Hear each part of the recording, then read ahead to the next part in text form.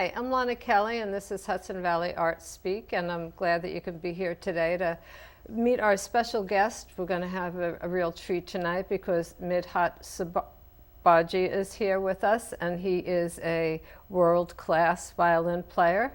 So thank you for coming today.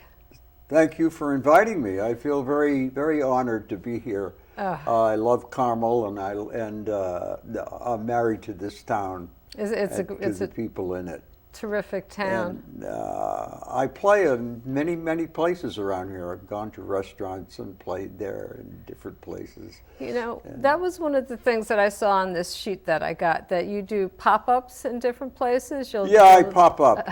I go to have dinner and I bring my viola because eating is, it's boring. So I like to play a little bit, entertain the people.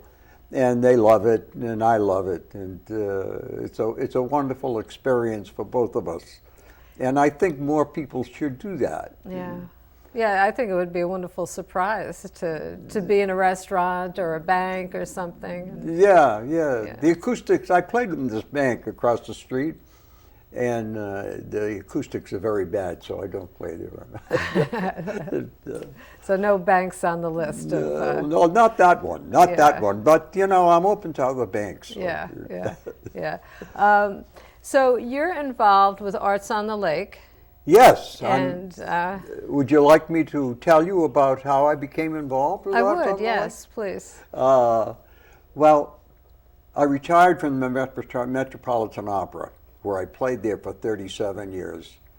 And my wife and I bought a home up here in Carmel, but we had another home here in Carmel. We like Carmel. It's a very, very beautiful place. People don't realize how, you drive by these beautiful lakes. Yeah. But I always stop and I say, my God, this is so incredibly beautiful. Anyway, bought this house, and I missed playing already, and so I was meandering around in town, and I saw the library there, the Reed Memorial, and I said, I wonder if they give concerts in there. Well, it would be exciting to have that place there to give concerts. Maybe I can convince them to have a concert there. And walked into the library, and I met Ms. Jean Buck, and she's now the director. She wasn't then, but she's the director now.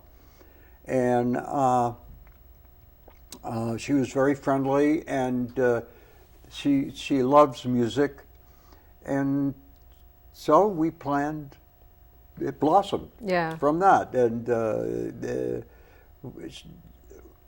We gave our first concert, I think it was in 2010, and the Alexander String Quartet came, and we had dinner, and it was a wonderful festive occasion. They're a wonderful string quartet, the Alexander String Quartet. They're based in California, and I happen to know the players.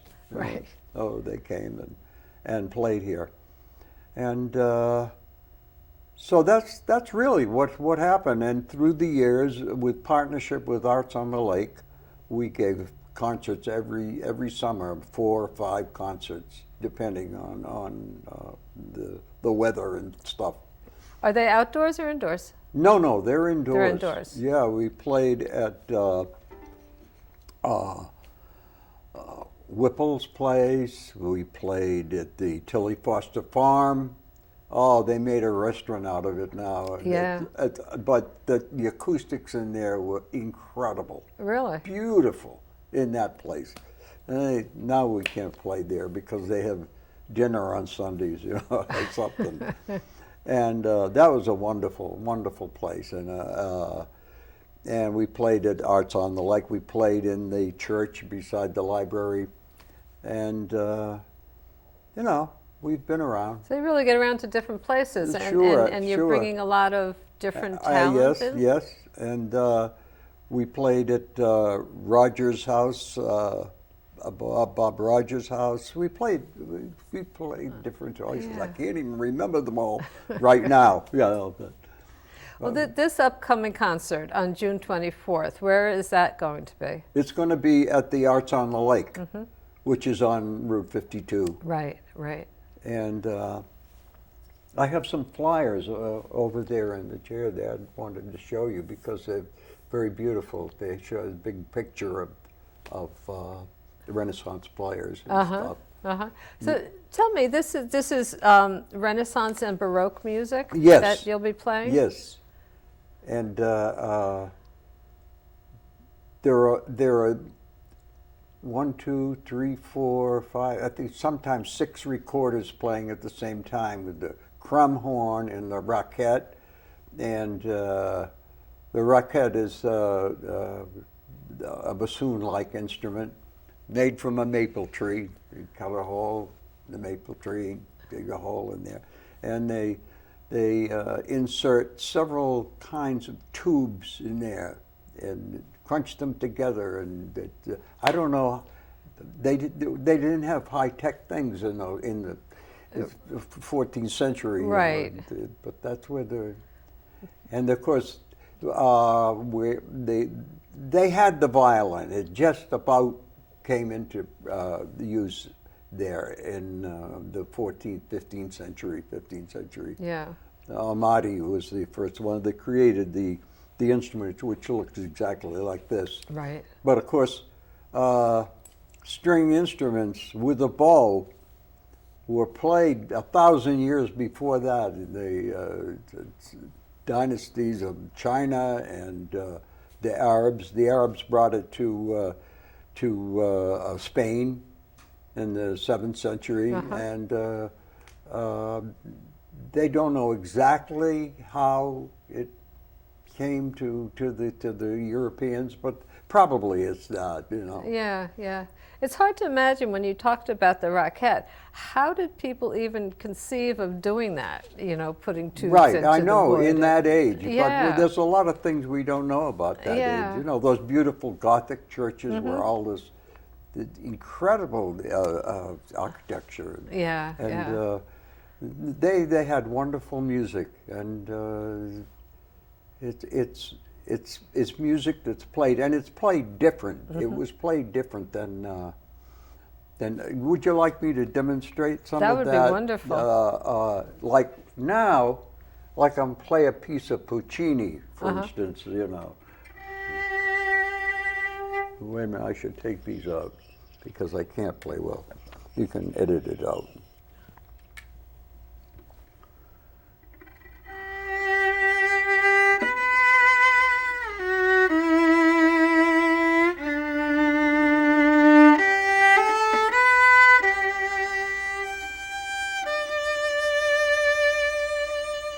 Now you hear the vibrato and the sound. Now that's not the way they played then. And when you play their music, it's different. They didn't use the vibrato as I'm using it.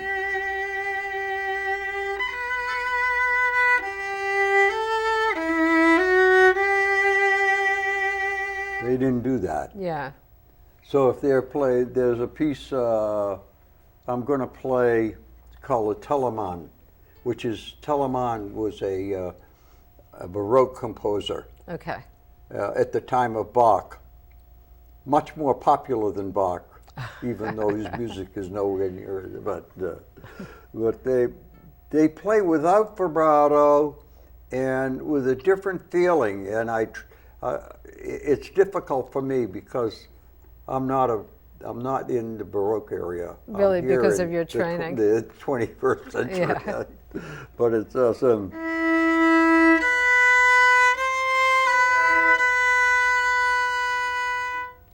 They don't use vibrato. Yeah.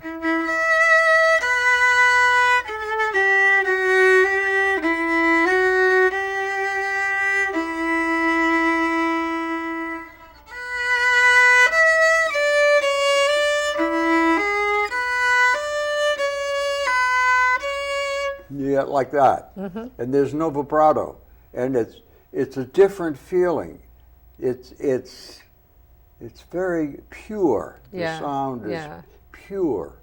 rather than you know, a passion, a different kind of passion, really, you know. But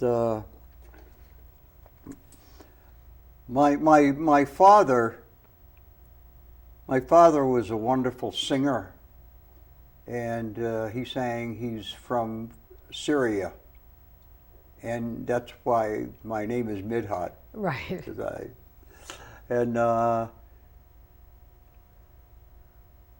He had a great voice. Studied music in Italy, and it was beautiful. It was so beautiful. When I got to the opera at the Met, I called him. He was in Lebanon already, and I said, "Dad, no one can sing here. What's wrong with them?" Because I was used to this great voice. Yeah.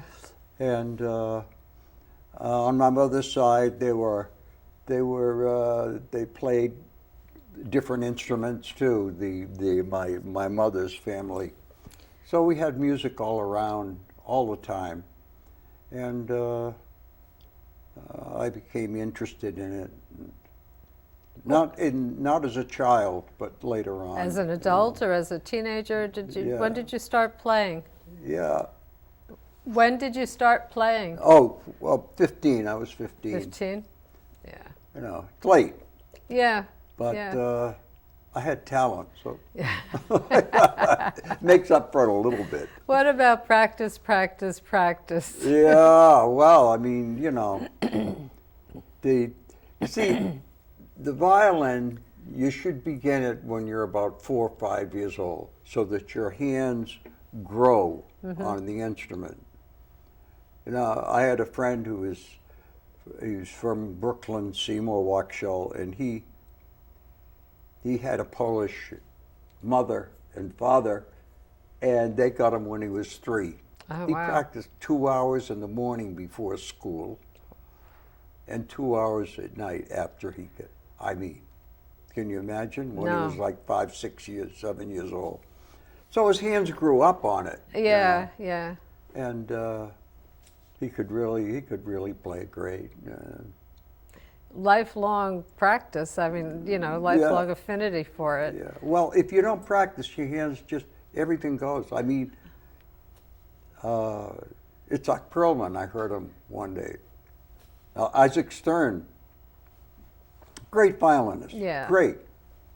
He stopped practicing, got interested in politics, and went and played with the Boston Symphony. It's terrible. Oh, no, really? You can't do it. You just, not on this. Yeah, yeah. It goes away. Yeah, it sounds quickly, I guess. Yeah. Yeah. It's like that. Well, let's just remind everybody of the concert at, it's an afternoon of Renaissance and Baroque music. It's going to be Baroque and Renaissance. Renaissance is earlier than the Baroque, and we're doing several, you know, King Henry VIII wrote music. Did he really? Yeah, after he cut those people's heads off, you know, in his spare time, he wrote a little music. He did. He wrote music. We're going to play a piece of his. Really? They have a little short piece, Yeah. but you know, they were cultured people.